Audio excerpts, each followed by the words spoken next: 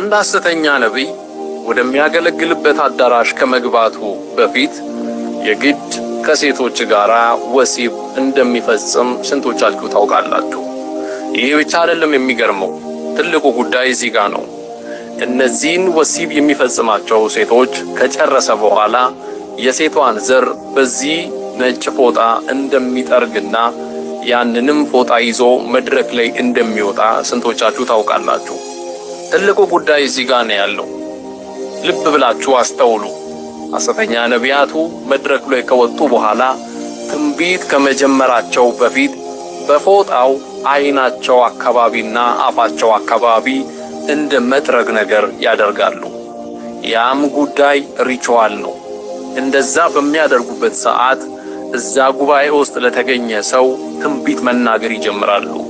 የሚናገሩት ትንቢት የወደፊቱን ሳይሆን የኋላቸውን የፓስት ታሪካቸውን እንደ ትንቢት መልክ ማምጣት ይጀምራሉ። ይህም ጉዳይ በአጭሩ በወንዱ ዘርና በሴቷ ዘር የሚሰራ የጨለማ ዓለም ኪዳን ነው። በዚህም ኪዳን የጨለማውን ዓለም አክሰስ ማድረጊያ ወይንም ትንቢት ብለው የሚናገሩትን የሰውን ያለፈ ታሪክ የሚናገሩበትን አክሰስ የሚያገኙበት መንፈሳዊ ወይንም የጨለማ ኪዳን ነው።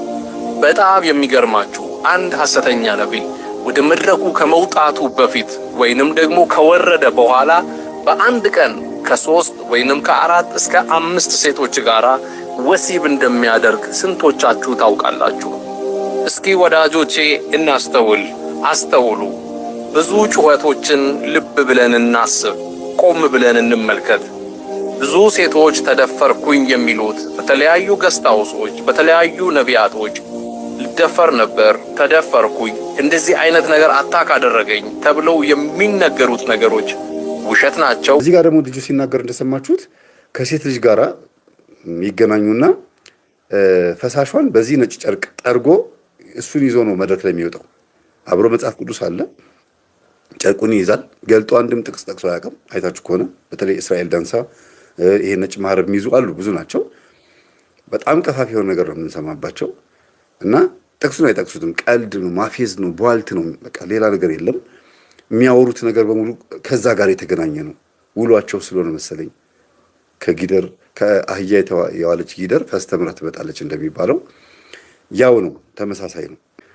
ሆስፒታል ሄደው ከሞተች ወይም ከሞተ በተለይ ሴት አስክሬን ከሞተች 24 ሰዓት የሞላት ካለች በሬሳ ክፍል ውስጥ የሚሰሩ ሰዎች ይደውሉላቸዋል። ፓስተሮች ሄደው ይገናኙታል።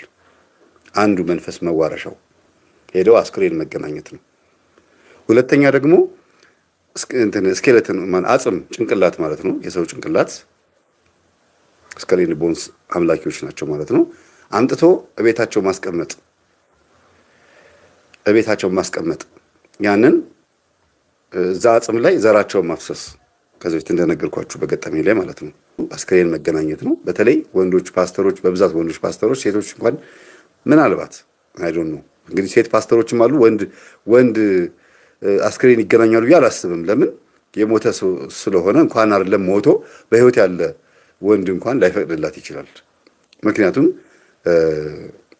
ወንድ ነው እንጂ ሴት የሞተን ነገር መገናኘት ስለማትችል ማለት ነው። ይገባቸዋል መቼም ብዙ አታስወሩኝና በዚህ መንገድ መንፈስን ይዋረሳሉ።